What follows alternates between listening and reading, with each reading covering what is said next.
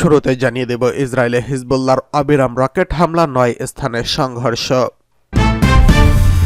জানিয়ে দেব রুশ পারমাণবিক নীতির হালনাগাদ, পশ্চিমাদের জন্য কঠোর সতর্ক বার্তা ক্রেমলিনের। এরপরে জানিয়ে দেব তাইওয়ানকে ব্যবহার করে এশিয়ায় সংকট সৃষ্টি করছে যুক্তরাষ্ট্র, অভিযোগ রাশিয়ার। সর্বশেষ জানিয়ে দেব ইউক্রেনে শিউলের অস্ত্র সরবরাহের পরিণতি হবে ভয়াবহ, রাশিয়ার কঠোর হুঁশিয়ারি।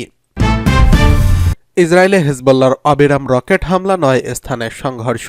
দখলদার ইসরায়েলের সামরিক অভিযান দক্ষিণ লেবাননে এখনও উল্লেখযোগ্য কোনো সাফল্য অর্জন করতে পারেনি। হিজবুল্লাহর প্রবল প্রতিরোধের কারণে ইসরায়েলের জন্য খিয়াম শহর কার্যত দখল করা অসম্ভব হয়ে উঠেছে বলে জানিয়েছে আল মায়াদিন। গত ২৪ ঘণ্টায় হিজবুল্লাহ দক্ষিণ লেবাননে ৯টি স্থানে ইসরায়েলি বাহিনীর সঙ্গে সংঘর্ষে জড়িয়েছে। দেইর মিমাস এবং আল বাদাইদা এলাকায় মুখোমুখি সংঘর্ষে ক্ষেপণাস্ত্র ও মেশিন গানে ব্যবহার দেখা গেছে। এসব সংঘর্ষে হিজবুল্লাহ ৩টি ইসরায়েলি ট্যাঙ্ক ধ্বংস করেছে, যা খিয়াম শহরের পূর্ব দিকে, চামার পশ্চিম দিকে এবং আল জিব্বাইন শহরের পার্শ্ববর্তী অঞ্চলে অবস্থিত। এর ফলে লেবাননে ইসরায়েলি স্থল আক্রমণ শুরু থেকে এখন পর্যন্ত ধ্বংস হওয়া মেরকাবা ট্যাঙ্কের সংখ্যা বেড়ে ৫৪তে পৌঁছেছে। খিয়াম শহর দখলের দ্বিতীয় প্রচেষ্টাতেও ব্যর্থ হয়েছে ইসরায়েলি বাহিনী ৭ দিনের প্রচেষ্টার পরও এই শহরে প্রবেশ করতে পারেনি। এর মধ্যে হিজবুল্লাহ ইসরায়েলি বাহিনীর ২১০তম ডিভিশনের উপর সর্বোচ্চ ক্ষয়ক্ষতি আরোপ করতে সফল হয়েছে। এদিকে দখলকৃত উত্তর ফিলিস্তিনের বিভিন্ন সামরিক স্থাপনা এবং বসতিগুলোতে ক্রমাগত রকেট হামলা চালিয়ে যাচ্ছে হিজবুল্লাহ। আজ সকালে ইসরায়েলের মেতুলা বসতিতে প্রায় ৬০টি রকেট আঘাত হেনেছে। হিজবুল্লাহর হামলায় ক্ষয়ক্ষতি এলাকার মধ্যে রয়েছে কিরিয়াত শামোনা, আভিভিম, দিনোশ এবং মেরন। এছাড়া গোলানি ব্রিগেডের প্রধান ঘাঁটিও হিজবুল্লাহর রকেট হামলার লক্ষ্যবস্তু হয়েছে। ইসরায়েলের reserve force major general Israel Ziv বলেছে, লেবাননের সামরিক চাপ আমাদের জন্য বিপরীত ফল বয়ে আনতে পারে। এক পর্যায়ে এই চাপ স্বাভাবিক হয়ে গেলেও প্রতিপক্ষ শক্ত অবস্থানে থাকবে এবং সমঝোতার পথ রুদ্ধ হয়ে যেতে পারে। এদিকে লেবাননের উপর ইসরায়েলের হামলায় এখন পর্যন্ত ৩,৬৪৫ জন নিহত এবং ১৫,৩৫৫ জন আহত হয়েছেন। লেবানন সীমান্তে ইসরায়েলি সামরিক কার্যক্রমের কারণে পরিস্থিতি আরও জটিল হয়ে উঠেছে। লেবানন সীমান্তে এই উত্তেজনা আন্তর্জাতিক অঙ্গনে ইসরায়েলের জন্য নতুন কূটনৈতিক চ্যালেঞ্জ সৃষ্টি করছে। এদিকে রুশ পারমাণবিক নীতির হালনাগাদ, পশ্চিমাদের জন্য সতর্ক বার্তা ক্রেমলিনের। রাশিয়ার প্রেসিডেন্টের মুখপাত্র দিমিত্রি পেসকভ বলেছেন, যারা ইউক্রেন সংঘাতকে নজিরবিহীনভাবে উত্তেজিত করছে, রাশিয়ার হালনাগাদ পারমাণবিক নীতির প্রকাশ যুক্তরাষ্ট্রসহ পশ্চিমাদের প্রতি একটি বার্তা হিসেবে বিবেচিত হতে পারে। ভিজিটিআরকের সাংবাদিক পাভেল জারোভিনকে দেওয়া এক সাক্ষাৎকারে রাশিয়ার হালনাগাদ পারমাণবিক নীতির যুক্তরাষ্ট্র প্রশাসনের জন্য একটি বার্তা কিনা এই প্রশ্নের জবাবে পেসকভ বলেন, অবশ্যই এটা কোনো ঘটনা আকস্মিক নয়, এটি নির্দিষ্ট প্যাটার্নের ফল। তিনি আরও বলেছেন, প্রেসিডেন্ট পুতিন নির্দেশ দিয়েছেন, বর্তমান সংঘাতের শর্তের সঙ্গে সামঞ্জস্যপূর্ণ করার জন্য আমাদের নীতিতে পরিবর্তন আনতে হবে, যা মূলত পশ্চিমা দেশগুলোর দ্বারা প্ররোচিত। তবুও পুতিনকে এই নজিরবিহীন উত্তেজনার প্রতিক্রিয়া জানাতে হচ্ছে, যা প্রধানত বিদায়ী ওয়াশিংটন প্রশাসনের দ্বারা প্ররোচিত। পেসকভ বলেন, বিদায়ী মার্কিন প্রশাসন ক্রমাগত বেপরোয়া পদক্ষেপ নিচ্ছে, যা ইউক্রেনীয় সংঘাতকে আরও উত্তপ্ত করে তুলছে।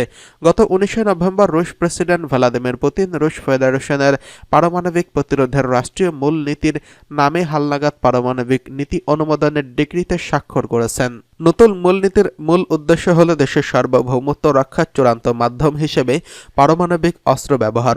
রাশিয়া তার এই নীতিতে পারমাণবিক প্রতিরোধের আওতায় থাকা দেশ ও জোটগুলোর সংখ্যা বিস্তৃত করা হয়েছে। যে কোনো অপরমাণু দেশের দ্বারা যদি কোনো পারমাণবিক দেশের সহযোগিতা বা সমর্থনে আক্রমণ করা হয়, সেটিকে রাশিয়ার উপর সম্মিলিত আক্রমণ হিসেবে বিবেচনা করা হবে। এদিকে তাইওয়ানকে ব্যবহার করে এশিয়ায় সংকট সৃষ্টি করছে যুক্তরাষ্ট্র, অভিযোগ রাশিয়ার উপ-পররাষ্ট্রমন্ত্রী আন্দ্রেই অভিযোগ তুলে বলেছেন, তাইওয়ানকে ব্যবহার করে এশিয়ার গুরুতর সংকট সৃষ্টি করে তুলেছে যুক্তরাষ্ট্র। তিনি রবিবার প্রকাশিত এক বক্তব্যে এই অভিযোগ করেছেন। একই সঙ্গে মস্কোর পক্ষ থেকে তাইওয়ান ইস্যুতে চীনের অবস্থানকে সমর্থন পুনর্ব্যক্ত করেছেন। তিনি বলেছেন, ওয়াশিংটন এক চীন নীতিকে স্বীকৃতি দিলেও তা লঙ্ঘন করে তাইপের সঙ্গে সামরিক, রাজনৈতিক যোগাযোগ এবং অস্ত্র সরবরাহ বাড়াচ্ছে। রুশ উপপররাষ্ট্রমন্ত্রী আরও বলেন, এই অঞ্চলের ব্যাপারে যুক্তরাষ্ট্রের এমন স্পষ্ট পদক্ষেপের লক্ষ্য হল পিআরসিকে উস্কে দেওয়া এবং এশিয়ার সংকট তৈরি করা যাতে তাদের স্বার্থ রক্ষা হয়। উল্লেখ্য, চীন তাইওয়ানকে নিজেদের ভূখণ্ড হিসেবে দাবি করে, অন্যদিকে তাইওয়ান চীন থেকে আলাদা হতে চায়। এক্ষেত্রে তাদের প্রধান আন্তর্জাতিক সমর্থক এবং অস্ত্র সরবরাহকারী হল যুক্তরাষ্ট্র, যদিও উভয়ের মধ্যে আনুষ্ঠানিক কোনো কূটনৈতিক সম্পর্ক নেই। গত সেপ্টেম্বরে মার্কিন প্রেসিডেন্ট জো বাইডেন তাইওয়ানের জন্য 567 মিলিয়ন মার্কিন ডলারের সামরিক সহায়তার অনুমোদন করেছেন। এর প্রতিক্রিয়ায় রাশিয়া জানিয়েছে যে তারা এশিয়ার বিষয়গুলোতে চীনের পাশে দাঁড়িয়েছে এবং তাইওয়ান ইস্যুতে যুক্তরাষ্ট্রের কার্যক্রমকে পরিস্থিতি উত্তপ্ত করার জন্য উদ্দেশ্যপ্রণোদিতভাবে চেষ্টা অব্যাহত করেছেন। 2022 সালে ফেব্রুয়ারিতে রাশিয়া ও চীন যৌথভাবে একটি সীমাহীন অংশীদারিত্ব ঘোষণা করে। রাশিয়ার প্রেসিডেন্ট ভ্লাদিমির পুতিন তখন বেইজিং সফর করেন। এই সফরের পরপরই ইউক্রেনের প্রেসিডেন্ট রাশিয়ার বিশেষ করে সামরিক অভিযান শুরু করে।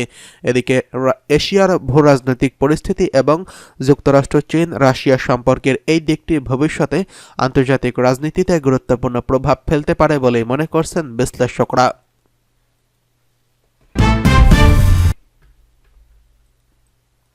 ইউক্রেনে শিউলের অস্ত্র সরবরাহের পরিণতি হবে ভয়াবহ, রাশিয়ার কঠোর হুঁশিয়ারি। রাশিয়ার উপপররাষ্ট্রমন্ত্রী বলেছেন, ইউক্রেনে অস্ত্র সরবরাহ করলে দক্ষিণ কোরিয়া ও রাশিয়ার মধ্যে সম্পর্ক সম্পূর্ণভাবে ধ্বংস হয়ে যাবে। সেই সঙ্গে রাশিয়া এই ধরনের পদক্ষেপের বিরুদ্ধে সম্ভাব্য সব উপায়ে প্রতিক্রিয়া জানাবে বলে সতর্ক করেছেন তিনি। তার ভাষায়, দক্ষিণ কোরিয়ার উচিত একটি উপলব্ধি করা যে তাদের সরবরাহকৃত অস্ত্র যদি রুশ নাগরিকদের হত্যা করতে ব্যবহার করা হয় তাহলে আমাদের দুই দেশের সম্পর্ক পুরোপুরি নষ্ট হবে। সেক্ষেত্রে আমরা যেভাবে প্রয়োজন মনে করব সেইভাবেই প্রতিক্রিয়া জানাব, যা দক্ষিণ কোরিয়ার নিরাপত্তাকে হুমকির মুখে ফেলবে। রাশিয়ান কূটনৈতিক দক্ষিণ কোরিয়ার প্রশাসনকে পরামর্শ দিয়েছেন যেন তারা এমন বেপরোয়া পদক্ষেপ থেকে বিরত থাকে। তিনি বলেছেন, আমি আশা করি যে দক্ষিণ কোরিয়ার প্রশাসন দীর্ঘমেয়াদী জাতীয় স্বার্থকে অগ্রাধিকার দেবে, বাইরে কারোর প্ররোচনায় পড়ে স্বল্পমেয়াদী সুবিধার জন্য এহেন কাজ করবে না। ইউক্রেনে চলমান যুদ্ধের কারণে রাশিয়া ও পশ্চিমা দেশগুলোর মধ্যে উত্তেজনা ক্রমশই বেড়ে চলেছে। এমন প্রেক্ষাপটে দক্ষিণ কোরিয়া যদি ইউক্রেনকে অস্ত্র সরবরাহ করে তবে এটি রাশিয়ার দৃষ্টিতে গুরুতর পদক্ষেপ হিসেবে গণ্য করা হবে। এই বিষয়ে তিনি সতর্ক বার্তা এমন সময় দিয়েছেন যখন মস্কো ও সিউলের মধ্যে কূটনৈতিক সম্পর্ক আরও জটিল হয়ে উঠেছে। রাশিয়ার এই প্রতিক্রিয়া কেবল সামরিক ক্ষেত্রেই নয়, রাজনৈতিক ও অর্থনৈতিক ক্ষেত্রেও প্রতিফলিত হতে পারে বলে মনে করছেন বিশ্লেষকরা। দক্ষিণ কোরিয়ার কাছে রাশিয়ার এই স্পষ্ট বার্তা উভয় দেশের মধ্যকার সম্পর্কের ভবিষ্যৎ সম্পর্কে একটি গুরুত্বপূর্ণ ইঙ্গিত দেয়। আন্তর্জাতিক মঞ্চে এই পরিস্থিতি কিভাবে প্রভাব ফেলবে তা নজরে রাখা জরুরি। অন্যদিকে যুক্তরাষ্ট্রের 3টি বিমান বাহিনীর উপর বেশ কয়েকটি ড্রোন উড়তে দেখা গেছে বলে নিশ্চিত করেছে দুই দেশ। ড্রোনগুলো কারা পাঠিয়েছে সেটি নিশ্চিত করা যায়নি। যুক্তরাষ্ট্রের বিমান বাহিনী ইউএসএফএ জানিয়েছে, গত বুধবার থেকে গত শনিবারের মধ্যে এই ড্রোনগুলো দেখা যায়। যুক্তরাজ্যের সাফক কাউন্টিতে অবস্থিত দুটি বিমান ঘাঁটি আরএএফ ল্যাকেনহিথ এবং আরএএফ মিন্ডেল হল এবং নরকোফ কাউন্টিতে অবস্থিত আরএএফ ফেল্টওয়েলে ড্রোনগুলো চোখে পড়ে। এই ঘাঁটিগুলি যুক্তরাষ্ট্রের বিমান বাহিনী ব্যবহার করে থাকেন।